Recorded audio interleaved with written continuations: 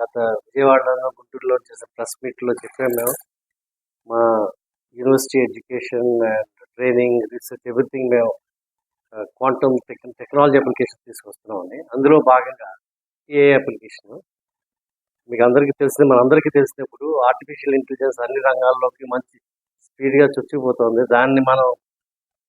దాని అభివృద్ధికి అనుగుణంగా మన పిల్లల్ని, మన చదువుని, మన ఇండియన్ స్టూడెంట్స్‌ని మనం తీర్చిదిద్దితే వీళ్ళు కూడా ఇంటర్నేషనల్ లెవెల్‌లో వాళ్ళు ఆ పోటీలో భాగం తీసుకుంటారని. అందులో they will grow very professionally, they grow very high. ఇందులో భాగంగా ఏం చేసామంటే మా యూనివర్సిటీలో మేము first important because we have AI, quantum and green hydrogen. But first thing today I'm talking about artificial intelligence గురించి. ఇందులో భాగంగా ఏం చేసామంటే మేము first and foremost we are starting one artificial AI institute. అది ఆ ఇన్స్టిట్యూట్ ఏం చేస్తారంటే ఆ ఇన్స్టిట్యూట్లో ఉన్న ఒక డీన్ అపాయింట్ చేస్తాం. ఆయన యూఎస్ నుంచి వస్తున్నారు, జాయిన్ అవుతారు.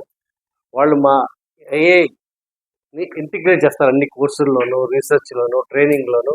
మొత్తం AI complete integration of AI hour university activities. So AI integration చేశాక దాన్ని ఇంప్లిమెంట్ చేయాలంటే దానికి ముడిసరుకు వచ్చి ఫ్యాకల్టీకి లేకుండా మనం బ్యాక్ బోన్ ఆఫ్ యూనివర్సిటీ ఫ్యాకల్టీని తయారు చేయాలంటే మాకు ఒక ఎంఓయూ పార్ట్నర్గా కార్నెగీ మెల్లన్ని మేము ఐడెంటిఫై చేసుకున్నాం. అది world even though they say 2 but it is seen as the number 1 institute in the world in AI research, teaching, training and implementation. So వాళ్ళు సాధారణంగా ఎంఓయూ చేసి ఏం చేస్తారంటే ఎంఓయూ సైన్ చేసి ఏదో ట్రైనింగ్ వెళ్ళి చేస్తారు. అలా కాకుండా ఈ కార్నెగీ మెల్లన్ మాకు ఒక మెంటర్ ఇన్స్టిట్యూట్గా పనిచేస్తుంది అనమాట. అంటే వాళ్ళు మాకు ట్రైనింగ్, మా ఫ్యాకల్టీ మొట్టమొదటి విషయం ఏంటంటే ఫ్యాకల్టీ ట్రైనింగ్.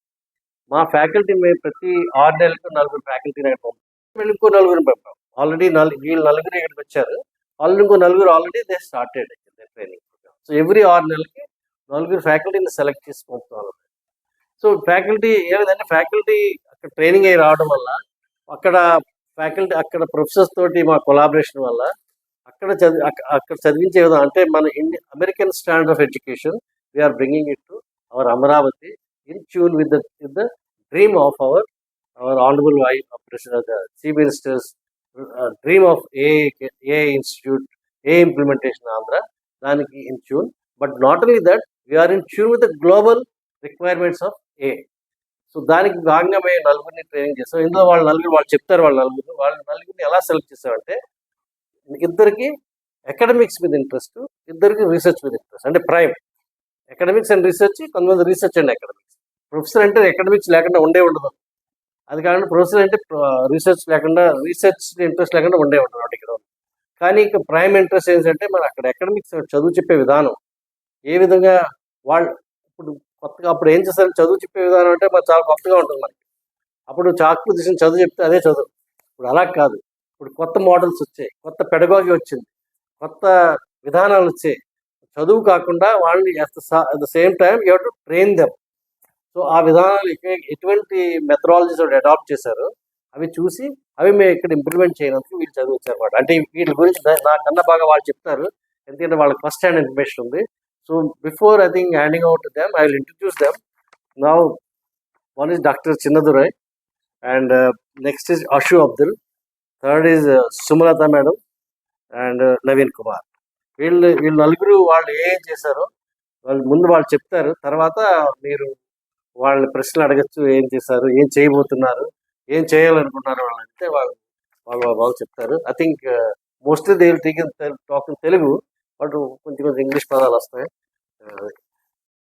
సో దానివల్ల ఏంటి అంటే వాళ్ళ ఐడియాని వాళ్ళు ఇంప్రూవ్ చేసుకోవచ్చు. వాళ్ళ లెర్నింగ్ స్కిల్స్ అనేవి ఖచ్చితంగా ఇంప్రూవ్ అవుతాయి. సో ఇది ఒక యాక్టివిటీ నేను అబ్జర్వ్ చేసింది. ఇంకా ప్రోగ్రామింగ్ విషయానికి వస్తే పెయిర్ ఆర్ మాబ్ ప్రోగ్రామింగ్ అని చేపిస్తారు. సో పెయిర్ ప్రోగ్రామింగ్ అంటే ఇద్దరు స్టూడెంట్స్ ఒకటే కంప్యూటర్లో వాళ్ళు కోడింగ్ అనేది చేయాలి. ఒకరు కోడింగ్ చేస్తే ఇంకొకరు ఏంటి అంటే ఆ కోడింగ్లో ఏం తప్పులు ఉన్నాయి, ఏం ఇంప్రూవ్మెంట్ చేయొచ్చు, ఎన్హాన్స్మెంట్స్ ఏం చేయొచ్చు అనేది చూసుకుంటారు. ఆ కోడింగ్ చేసిన అతన్ని డ్రైవర్ అంటారు, ఇంకొక అతన్ని నావిగేటర్ అంటారు. వాళ్ళ రోల్స్ని మళ్ళీ వాళ్ళు చేంజ్ చేసి నెక్స్ట్ టైం మళ్ళీ ప్రాబ్లం ఇచ్చినప్పుడు వాళ్ళు చేంజ్ చేసి చేయాలి. అంటే వాళ్ళ రోల్స్ని వాళ్ళు షిఫ్ట్ చేసుకుంటూ చేస్తారు. అలా ఇద్దరే ఉంటే దాన్ని పెయిర్ ప్రోగ్రామింగ్ అని అంటారు. సో ఇద్దరికన్నా ఎక్కువ అంటే ముగ్గురు కానీ ఎక్కువ మంది ఉంటే దాన్ని మాబ్ ప్రోగ్రామింగ్ అంటారు. అది క్లాస్ రూమ్లో వాళ్ళు చేయించారు. సో దీనివల్ల ఏమవుతుంది అంటే గ్రూప్లో అందరిలో ఒక్కరే కాకుండా అందరూ ఇన్వాల్వ్ అయ్యి ఉండేటట్టు చూస్తారు. ఎందుకంటే వాళ్ళ రోల్స్ చేంజ్ అవుతూ ఉంటాయి ఎప్పటికప్పుడు. సో అది ఒకటి. ఇంకా డిజైన్ స్ప్రింట్ అని ఆ యాక్టివిటీ కూడా చేయించారు. డిజైన్ స్ప్రింట్ మెథడాలజీ ఏంటి అంటే ఫాస్ట్గా ఒక ప్రాబ్లంకి సొల్యూషన్ని వాళ్ళు ఎలా చెప్పగలరు అంటే ప్రాబ్లం కంటే సొల్యూషన్ వెంటనే వాళ్ళు చెప్పలేరు.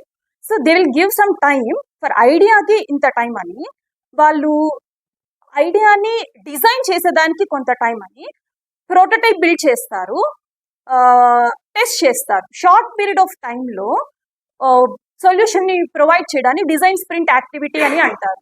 సో ఇది నేను నా క్లాస్లో కూడా నా స్టూడెంట్స్ దగ్గర చేయించాను. ఓకే, సో ఒక ప్రాబ్లమ్ స్టేట్మెంట్ ఇచ్చేస్తాం వాళ్ళకి. ప్రాబ్లం అంటే ఏంటో పెద్ద పెద్ద ప్రాబ్లమ్స్ అని కాదు, సింపుల్గా మన కాన్సెప్ట్ మనం టీచ్ చేసే కాన్సెప్ట్కి రిలేటెడ్ ప్రాబ్లమ్ ఇస్తాం.